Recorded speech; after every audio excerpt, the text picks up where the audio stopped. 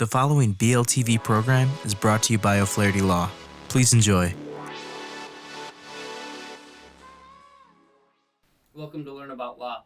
My name is Kevin O'Flaherty from O'Flaherty Law, and today we're going to talk about the rights of mental health treatment recipients in Illinois. The Illinois Mental Health and Developmental Disability Act establishes rights of recipients of services from mental health facilities and developmental disability facilities. These rights apply whether you're receiving inpatient or outpatient care and whether you're receiving services from a private or a state-owned facility. You're not considered legally disabled just because you receive mental health services. Legal disability can only be established in a separate guardianship proceeding. So let's now talk about what the rights are that you have if you're receiving mental health services. First, you have the right to receive the appropriate level of care necessary to meet your needs, free from abuse and neglect, in the least restrictive environment possible. So this means if an outpatient service will be appropriate, then you shouldn't be receiving inpatient services. You want the least restrictive environment you can have. You have the right to uncensored private communication. This means that you have the right to make and receive phone calls, send and receive mail, and receive visitors. The staff can't read your mail, can't listen to the phone calls, and can't supervise visits. Now, there's an exception here. The staff may only restrict communication if reasonably necessary to protect you or others from harm, harassment, or intimidation. If they do decide to restrict your communication, they have to inform you of these restrictions. You have the right to have personal belongings at the facility, so the facility has to provide a space for storage and use of those belongings.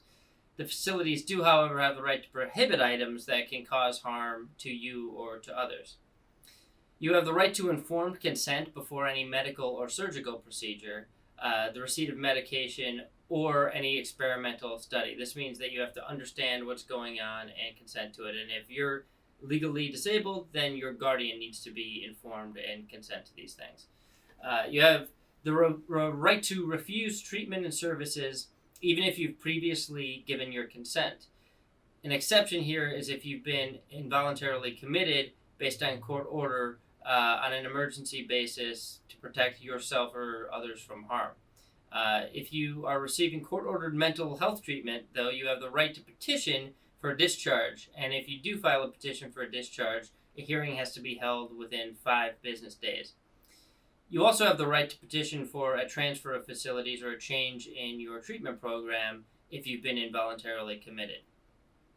You have the right to object to a discharge. So if the facility wants to discharge you, they have to give you notice 7 days prior to discharging, and you have the right to object to the discharge based on the fact that you need to stay in the facility.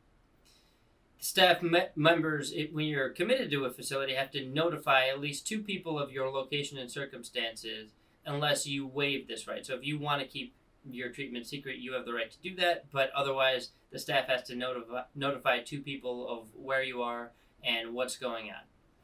So if you have any questions, you can leave them in the comments section below this post at learn-about-law.com or below the video on our YouTube station. If you need some help, give us a call at 630-324-6666. That's 630-324-6666.